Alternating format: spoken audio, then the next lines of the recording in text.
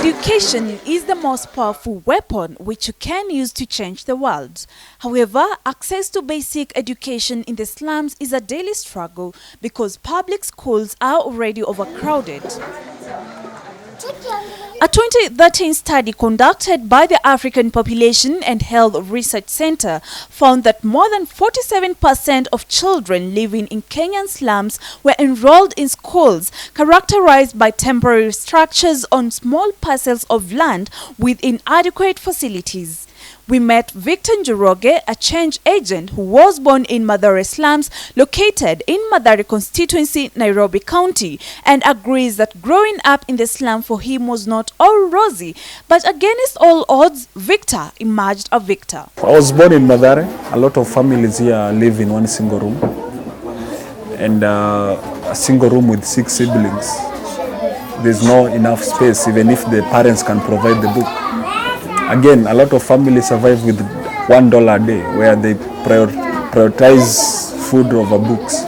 Mathare has a population of like 500,000 people, and like 200,000 are people who are in school.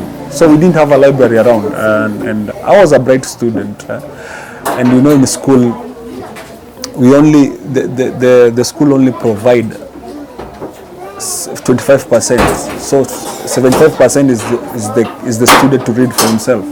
So this was the biggest challenge we went through, because I first saw a library when I was in high school. The only surrounding that is surrounding Mathare was crime, crime and drugs. Almost 75% of people I grew up with almost got killed and shot, mob justice. Education was only our way out of this slum. Slums are often associated with crime, drug abuse, and known to be unsafe for settlement. What many people don't know is that there is a lot of talent and potential which, if well nurtured, slum dwellers turn out very successful. Victor learned of the existing gap in education resources in the slum from his childhood struggles and felt compelled to give back to the community by establishing a library in the area. Slum Library is absolutely free for anyone in the slum. The aim of starting this was to help these kids get a space and books where they can come and read and improve their reading culture. So when me and my friend called Douglas, we thought about this, and we started with 1 room.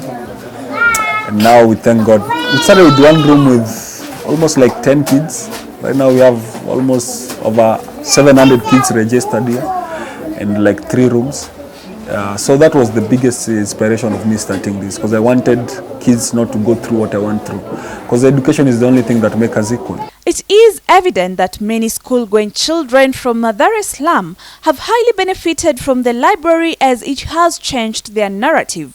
Lucy Iminza, a Form 2 student, is a great beneficiary of Slum Library, and as she shares, the co-curricular activities offered have made her more focused, with hope that she shall one day become a great journalist. It has benefited me by when I have an assignment, their books, they help me in doing the assignments. They have nurtured my talents too, dancing here and also acting. I am an anchor and also a reporter.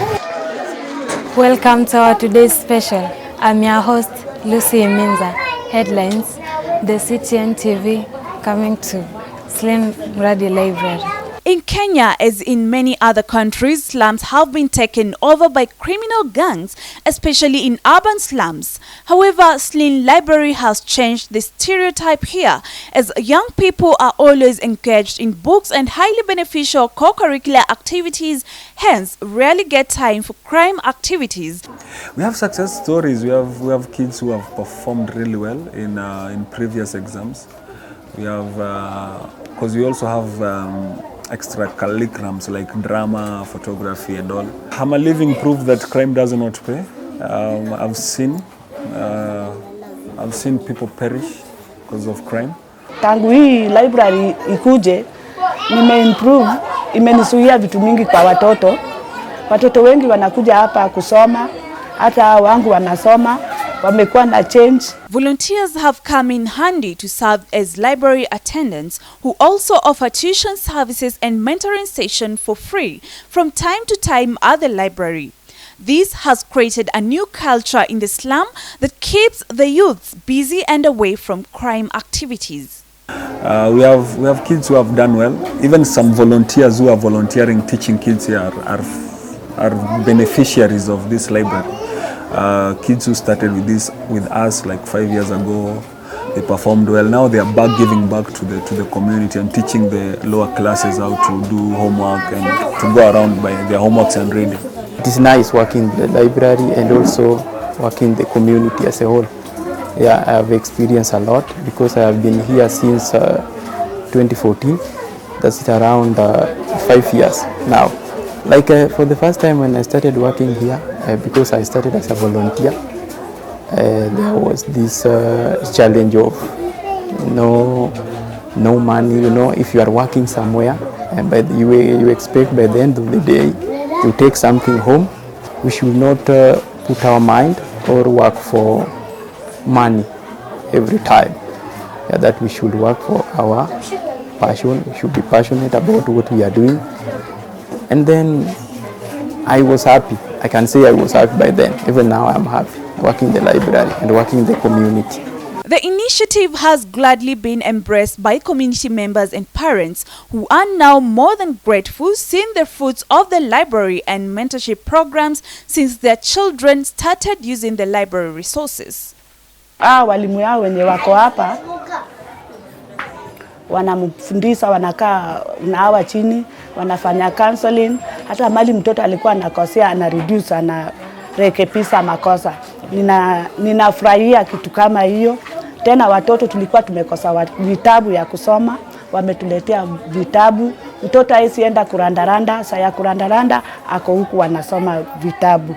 However, they are faced with the big challenge of space as well as curriculum books, as the library space can only accommodate a few people, despite the large population of Mathare slums, yet still hopeful that someday they shall have more libraries to reach out all children in the slum. Tuko na watoto wengi. Kuna wengine wenye wawezi kukuja hapa sababu hapa ni ndogo. Saa zingine inajaa. Unaona kama saa hii tuko holiday. Watoto wanakuja kusoma. Wako wengi wenye wanakujanga huku kila siku, wawezi wakakuja juu wa holiday. Wenye wanakuja kuhusu tusinde, wawezi wakakuja juu wanasoma, watawapigia kelele. Sasa mimi ningewaomba kama mnaweza kutusaidia hii enlargiwe ikue kubwa, watoto waongezeke kukua wengi, tutafurahia sana. Hiyo ni maendeleo. Hii maendeleo hatukukuanga nayo. Mathare is home, so I want to have a solid here. So we have 3 rooms. Our aim is to own like 6 of them and then make something very solid. And then because my goal is to have like 200 libraries all over Kenya when I'm like 40. So because I want kids, I want people, future generation to know how to read. I want future generation to be open-minded. They have access to books. So my aim is from Mathare, I go to Kibera, from Kibera I go to Lodwar, those areas where those kids cannot access books. That's why the reason why you can never hear a kid from Mathare is #1 in KCP, because they don't have those materials. When you're comfortable in school, then you're comfortable in your results. Yeah. Indeed, without education, your children can never really meet the challenges they will face.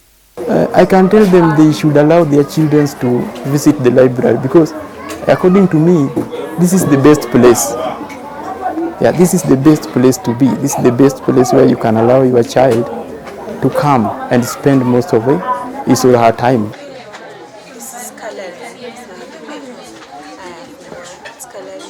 For CTN, my name is Miriam Kyokomtuku.